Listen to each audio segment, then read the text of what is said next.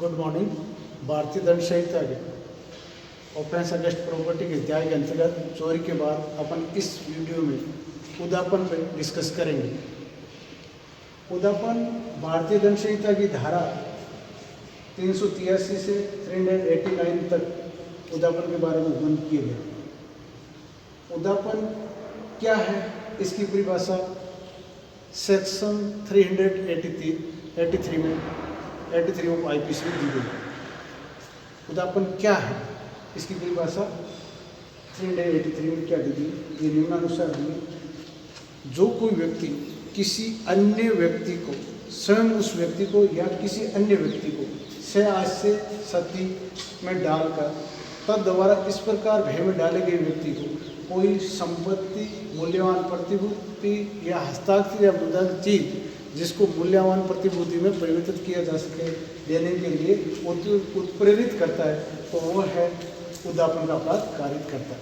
अर्थात जो कोई व्यक्ति किसी अन्य व्यक्ति स्वयं को या किसी अन्य व्यक्ति को से सत्य में डालकर तद्वारा इस प्रकार भय में डाले गए व्यक्ति को कोई संपत्ति, मूल्यवान प्रतिभूति या हस्ताक्षर या मुद्रांकित चीज जिसको मूल्यवान प्रतिभूति में परिवर्तित किया जा सके देने के लिए उत्प्रेरित करता है, तो वो व्यक्ति उद्यापन का अपराध कारित करता है।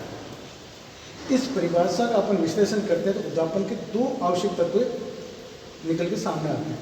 पहला, कोई व्यक्ति किसी अन्य व्यक्ति स्वयं को या किसी अन्य व्यक्ति को से भय में डालना। अर्थात उद्यापन के अपराध के लिए क्या आवश्यक है, कोई एक व्यक्ति किसी दूसरे व्यक्ति, स्वयं दूसरे व्यक्ति को या किसी अन्य व्यक्ति को से भय में डालता है और इस प्रकार भय में डाले गए व्यक्ति को क्या कोई संपत्ति, मूल्यवान प्रतिभूति या हस्ताक्षर मुद्रा की चीज जिसको मूल्यवान प्रतिभूति में परिवर्तित किया जा सके देने के लिए उत्प्रेरित करता है, तो वो उद्यापन का अपराध कारित करता है।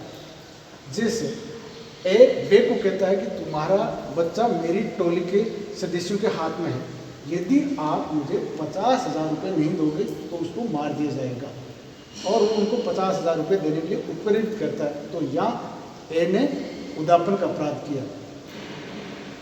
मतलब उद्यापन के अपराध के लिए क्या आवश्यक है, किसी एक व्यक्ति द्वारा किसी दूसरे व्यक्ति, स्वयं दूसरे व्यक्ति को या किसी अन्य व्यक्ति को से भय में डालना, और इस प्रकार भय में डाले व्यक्ति को क्या करने के लिए उत्प्रेरित करता है, कोई संपत्ति देने के लिए या मूल्यवान प्रतिभूति देने के लिए या हस्ताक्षरित या मुद्रांकित चीज जिसको मूल्यवान प्रतिभूति में परिवर्तित किया जाता है देने के लिए उत्प्रेरित करता है।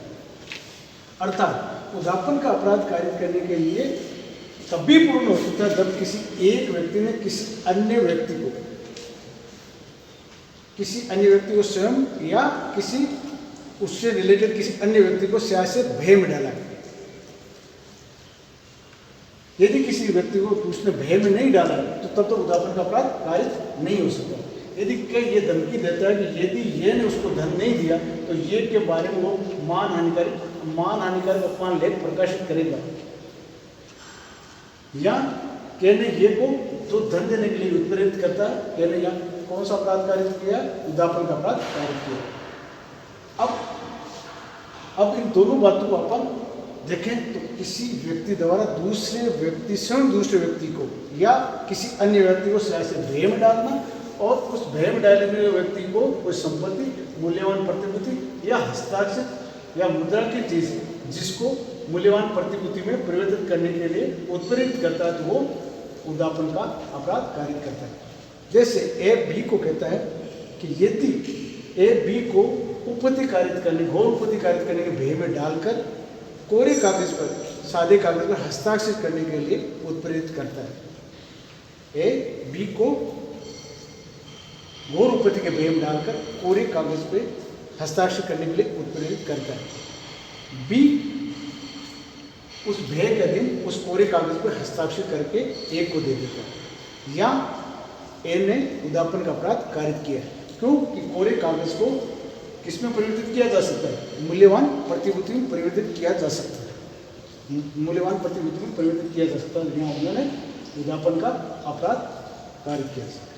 अर्थात इसको अपन 383 को देखते हैं। तो उदापन के अपराध के लिए आवश्यक है एक व्यक्ति किसी दूसरे व्यक्ति स्वयं दूसरे व्यक्ति को या किसी अन्य व्यक्ति को स्याह से भय में डालना और इस प्रकार भय डाले गए व्यक्ति को संपत्ति, मूल्यवान प्रतिभूति या हस्ताक्षरित मुद्रा की चीज जिसको मूल्यवान प्रतिभूति में परिवर्तित किया जा सके देने के लिए उत्प्रेरित करता है तो वो उद्यापन का अपराध कारित करता है। 384 में उद्यापन के लिए दंड का प्रावधान किया गया है।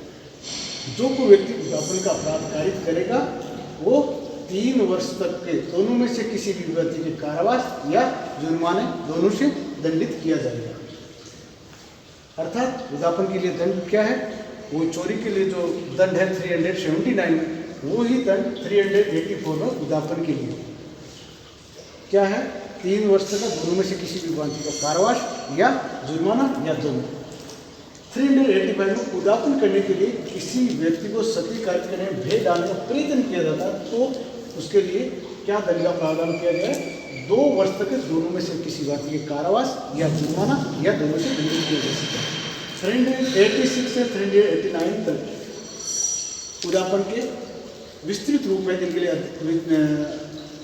अधिक दंड की व्यवस्था की गई है। अब अपन बात करते हैं चोरी और उद्यापन में क्या अंतर है। अपन जब चोरी की बात कर रहे थे, चोरी का अपराध, तो उसमें जो कोई व्यक्ति किसी व्यक्ति कब्जे में से कोई संपत्ति हटाता है उसकी सहमति के बिना, अर्थात चोरी में कोई व्यक्ति किसी व्यक्ति कब्जे में से उस कब्जेदारी की सहमति के बिना कोई संपत्ति लेता है। लेकिन उद्यापन में भय दिखाकर कोई संपत्ति प्राप्त की जाती है। अर्थात यहाँ सहमति तो होती है लेकिन वो सहमति कैसी होती है? सदोष होती है। तो पहला चोरी और उद्यापन में अंतर क्या है? वहाँ चोरी के अंतर्गत कब्जाधारी से कोई संपत्ति उसकी सहमति के बिना ली जाती है। उद्यापन में भय दिखाकर स्याह से भय में डालकर किसी व्यक्ति को संपत्ति प्राप्त की जाती है। अर्थात यहाँ सहमति तो होती है लेकिन सहमति सदोष होती है। तीसरी बात है, दूसरी बात आती है चोरी की विषय वस्तु अपन ने पढ़ा था क्या हो सकती है? केवल चल संपत्ति हो सकती है, जबकि उद्यापन की विषय वस्तु चल और अचल दोनों हो सकती है। अब बात आती है चोरी में बल का तत्व मौजूद नहीं होता, भय नहीं होता चोरी, उसके कब्जेदारी सहमति के बिना कोई संपत्ति हटाई जाती है बेईमानी को आश्चर्य से लेने का से। लेकिन उद्यापन के अपराध में किसी व्यक्ति को उपद्रव के भय में डालकर संपत्ति प्राप्त की जाती है। अर्थात चोरी में सहमति नहीं होती है, उद्यापन में सहमति होती है लेकिन सदोष सहमति होती है। चोरी केवल चल संपत्ति की हो सकती है लेकिन उद्यापन चल और अचल दोनों संपत्ति की हो सकती है। और चोरी में बल का तत्व मौजूद नहीं होता है, जबकि उद्यापन में किसी व्यक्ति को उपद्रव कार्य में भय डाल यानी बल का तत्व मौजूद होता है। थैंक्स।